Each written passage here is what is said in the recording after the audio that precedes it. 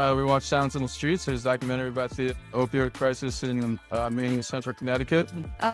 Today we just watched the Silence in the Streets, and honestly, that was it was really impactful and beautiful. We experienced a really profound, not only piece of art, but a really important piece of informational media about drug use, especially in inner city and urban communities and communities that are predominantly made up of people of color, and how the opioid crisis is like disproportionately affecting these communities. Seeing a documentary versus a movie, even if it's based on real life events, hits closer to home, and seeing real people with these lived experiences is really powerful and really important for young kids like us to be witnessing. Yes, absolutely. I'm gonna say I like that they emphasize a lot the individual experience, which I think made it more powerful.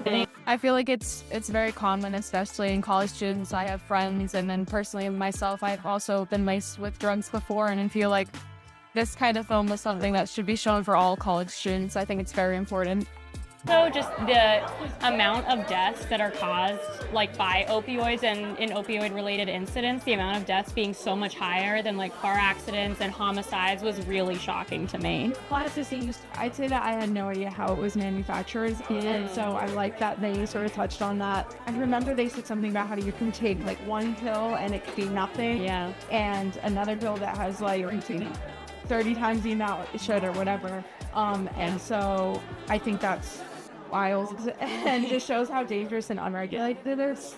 Yeah. And I think it being based in like Connecticut and like the New England area really hit home to like how close it is and how impactful it is on everyone. I think it was important to almost humanize all the data. I mean, you can see all the statistics you want growing up in like a health class, but really hearing the stories and seeing the people share definitely sets it in stone and has an effect. Yeah.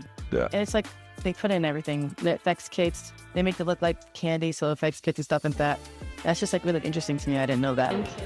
I feel like a lot of college kids now, especially, are more aware of fentanyl, except I really learned that I had always been confused whether it was an opioid or not, and I'd never really realized just how much stuff it is in. I just totally agree with the messaging about how, advocate for everything and just educate people and not try to scare people. I think that's a huge thing, just for people to learn what it does to you and the harmful impacts. I think it was just a really good film, and a lot of people should see this because it really does like put like an insight of like what's really going on in the streets and what we could do together as people to like fix the problem.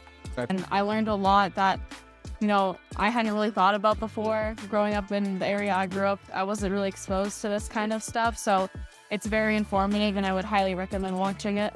I feel like there's a couple girls out there that are talking about Narcan and they're actually handing out Narcan. I feel like everybody should carry that in their bag. It's very accessible. I always see like around campus, especially in the pharmacy building, they have these boxes where they have like Narcan, and you can just take it out and you can, put it in your purse and carry it around. And I think that's very important to have on campuses. I think it's very important that people learn about fentanyl and learn about it for safety.